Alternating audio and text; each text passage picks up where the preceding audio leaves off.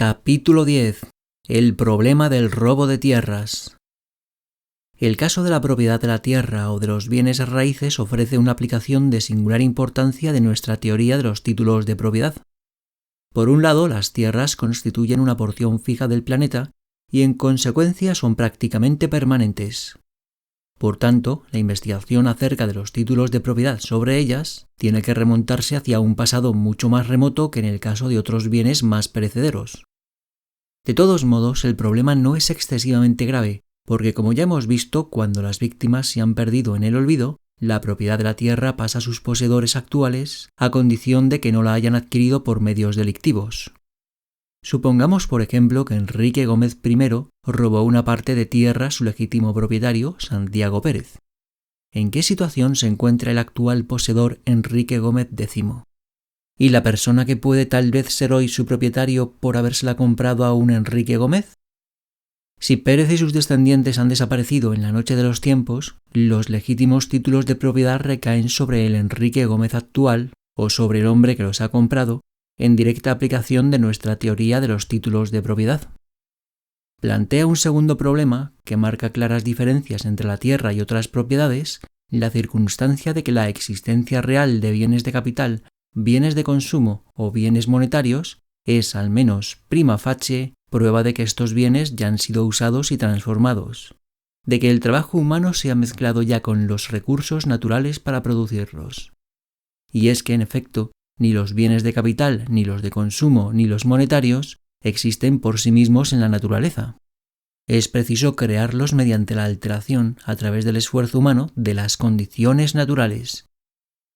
Pero puede ocurrir que haya porciones de la tierra nunca por nadie usadas ni transformadas, y sobre las que en consecuencia debe considerarse nulo cualquier título de propiedad. Hemos visto, en efecto, que los títulos de propiedad sobre un recurso sin dueño solo se consiguen propiamente mediante el empleo de trabajo para transformarlo y hacerlo útil, de donde se sigue que nadie puede reclamar legítima propiedad sobre una tierra nunca transformada. Supongamos que el señor Rojo tiene la propiedad legal de un cierto número de acres, de los que la parte del noroeste nunca ha experimentado ningún tipo de transformación respecto de su estado natural, ni por parte de Rojo ni de ninguna otra persona. La teoría libertaria considera moralmente válida la reclamación de Rojo sobre el resto de la finca, en el supuesto, tal como pide la teoría, de que no haya víctimas identificables, ni de que haya sido el propio Rojo quien haya robado los terrenos. Pero esta misma teoría libertaria se negará a reconocer sus pretensiones sobre la citada sección noroccidental. Mientras no aparezca ningún otro colonizador que transforme esta tierra, no surgirán problemas. Las reclamaciones de Rojo pueden ser invalidadas, pero por lo demás son simple palabrería. Es decir, Rojo no es solo por eso un delincuente que invade propiedades ajenas. Ahora bien, si aparece algún otro que transforma aquella tierra y Rojo le expulsa de su propiedad por la violencia, personal o ejercida a través de terceros, esta acción le convierte en un agresor contra el justo dueño de la tierra. Y lo mismo cabe decir si recurre a la violencia preventiva, esto es, si maniobra para que ningún colonizador pueda entrar en aquella región nunca usada, la transforme y la utilice. Volviendo a nuestro modelo robinsoniano, tras arribar a una gran isla, Crusoe puede pregonar grandiosamente a los cuatro vientos ser propietario de la totalidad de aquellas tierras. Pero el hecho natural es que posee únicamente la parte que cultiva, transforma y utiliza. Como se ha dicho antes, Crusoe puede ser un colón solitario que desembarca en un nuevo continente. Mientras no aparezca ninguna otra persona en la escena, las pretensiones crusonianas tienen mucho de verborrea y fantasía con escasa base real. Pero cuando hace acto de presencia un nuevo personaje, Viernes, que comienza a transformar la tierra virgen, toda ejecución de las inválidas pretensiones de Crusoe constituye una agresión delictiva contra el recién venido y una invasión de sus derechos de propiedad. Adviértase que no decimos que, para que sea válida la propiedad sobre la tierra, ésta deba ser utilizada ininterrumpidamente. El único requisito es que haya sido usada una vez. A partir de ese momento pasa a ser propiedad de quien la ha trabajado y ha impreso en ella el sello de su energía personal. Después de este uso no existen más razones para impedir que la tierra quede en barbecho que las que prohíben que alguien deje su reloj en el cajón de su mesa de trabajo. Así pues, las reclamaciones sobre una tierra nunca usada crean un falso título de propiedad. la imposición de esta reclamación contra el primer usuario se convierte en un acto de agresión contra un legítimo derecho de propiedad. Debe observarse que, en la práctica, no existen graves dificultades para distinguir una tierra en estado virgen natural de otra que ha sido durante cierto tiempo transformada por el uso humano. De un modo u otro, la mano del hombre deja una huella indeleble. Otro de los problemas que a veces surgen en el ámbito de la validez de los títulos sobre la tierra es el relativo a la prescripción adquisitiva. Supongamos que Rojo llega a una zona del país de la que no consta que haya sido propiedad de nadie. No hay vallas ni cercas ni ningún tipo de instalaciones. Se asume en consecuencia que aquella tierra no tiene dueño. Comienza a roturar los campos, los utiliza durante cierto tiempo y luego, de pronto, aparece en escena el propietario original y ordena que Rojo sea desalojado.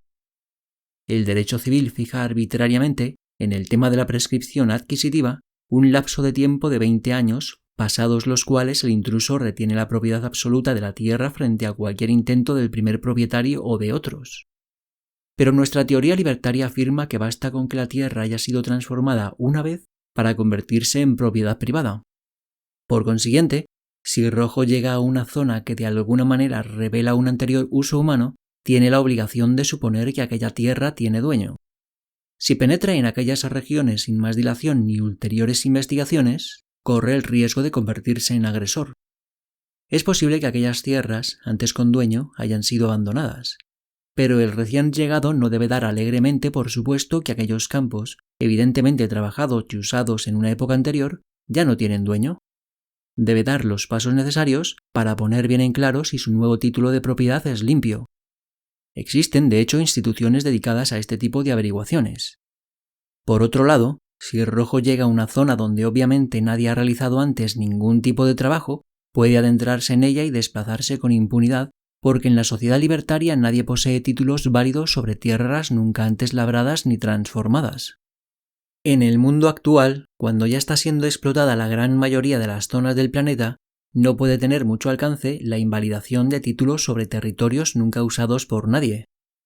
Mayor importancia podría tener en nuestros días la invalidación de títulos de propiedad de tierra como consecuencia de persistentes agresiones e incautaciones por terceros de tierras con legítimos propietarios.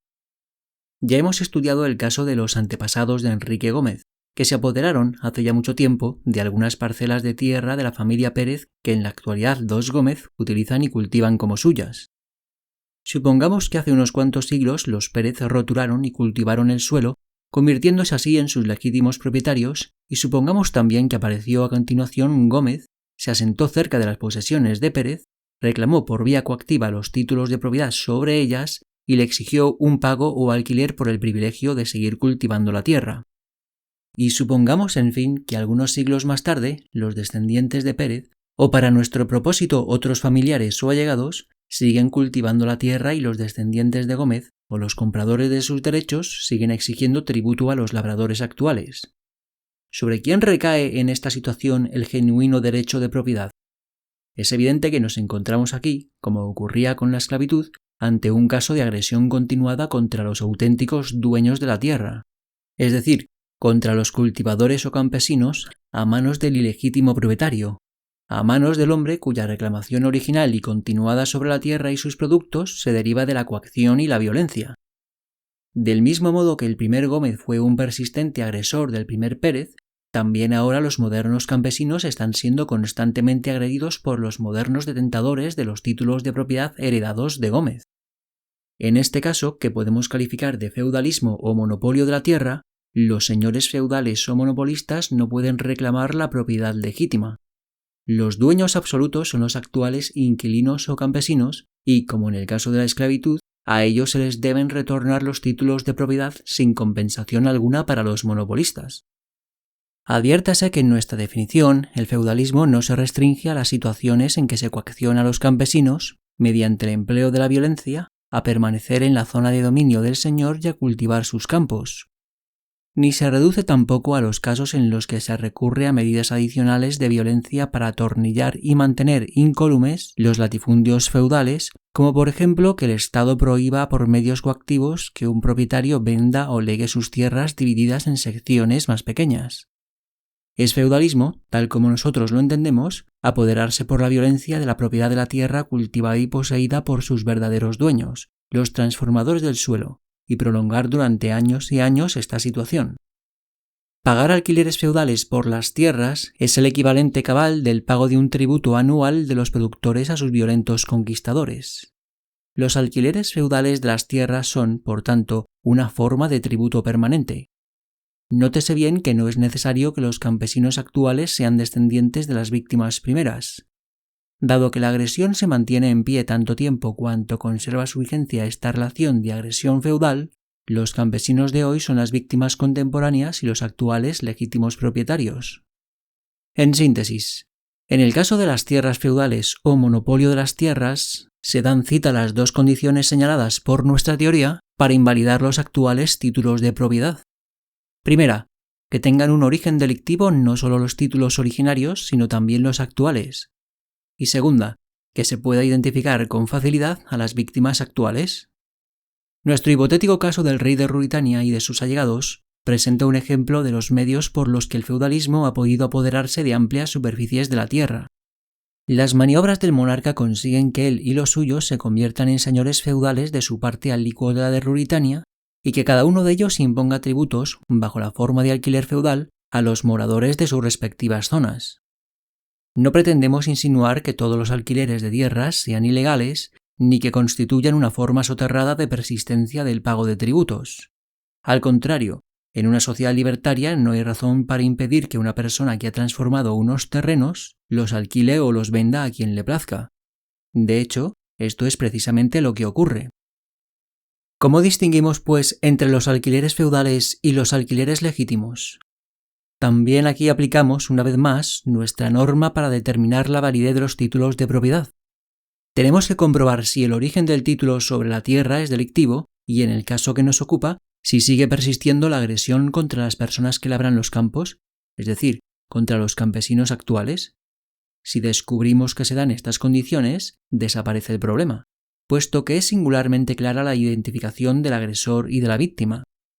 Pero si no sabemos si estas condiciones existen, entonces, a falta de una nítida identificación del delincuente, tenemos que concluir que los títulos de propiedad de la tierra y el pago de alquileres no son feudales, sino justos y legítimos. En la práctica, dado que en una situación feudal el origen delictivo es antiguo y persistente y las víctimas, es decir, los campesinos, fácilmente identificables, el feudalismo configura una de las formas donde más fácilmente se detecta la existencia de títulos carentes de validez.